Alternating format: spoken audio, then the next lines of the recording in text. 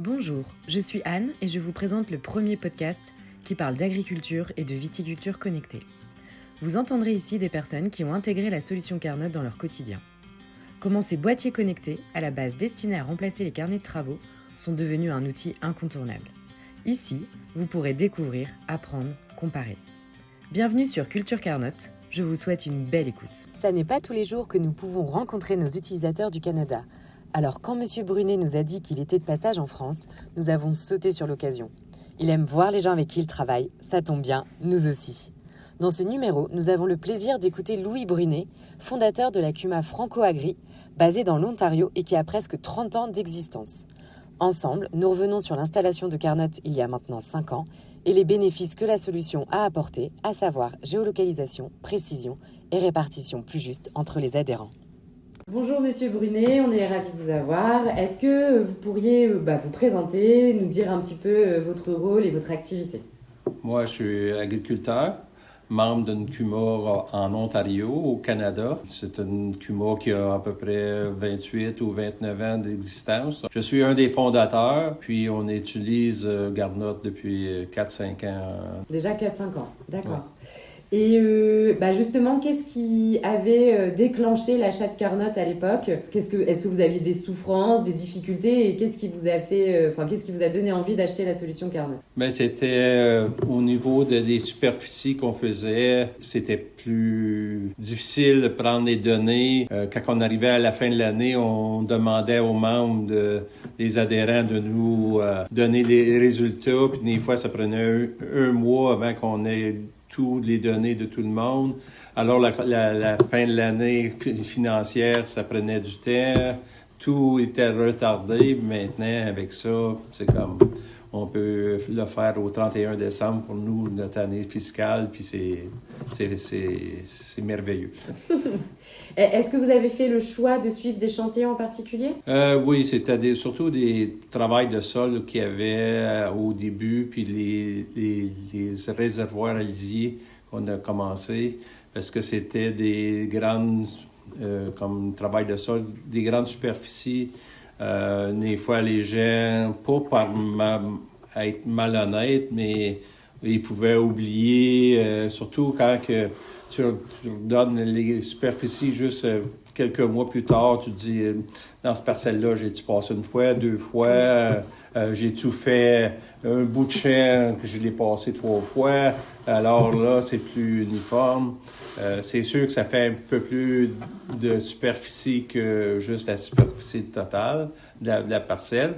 Mais par contre, c'est égal pour tout le monde. Fait que c'est admettons, 15% de plus pour tourner au bout, c'est égal pour tout le monde. C'est merveilleux, là. Très bien, c'est très clair. Alors, on va faire appel un peu à vos souvenirs. Est-ce que vous vous rappelez un petit peu comment l'installation et la mise en route avaient été faites il y a 4-5 ans?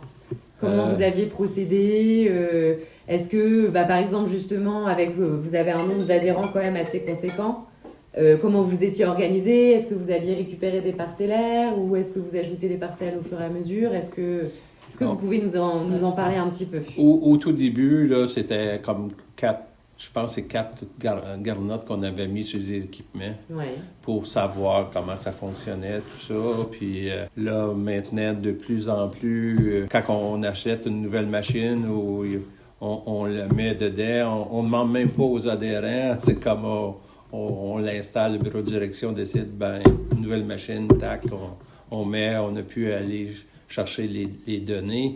Et puis maintenant, on est rendu avec 28 boîtiers, là, ça fait que ça va super bien, puis la réception est encore meilleure qu'avant, ça fait que vous avez vu l'évolution au niveau de la technologie du boîtier en tant que tel depuis 4 ans. Votre service est très bon aussi, là, même si on est loin de chez vous, ça va très bien. Vous avez Bruno, effectivement, sur place aussi qui peut vous aider.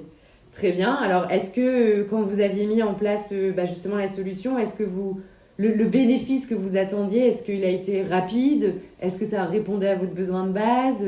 Comment vous avez perçu la chose?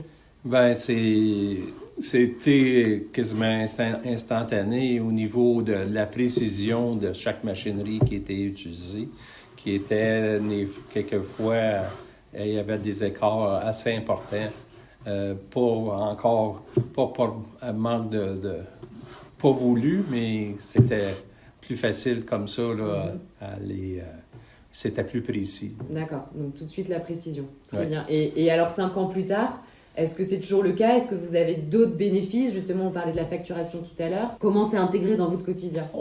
C'est plus facile au niveau de savoir la localisation de la machinerie, voir si ça fonctionne, on peut savoir d'où ils sont.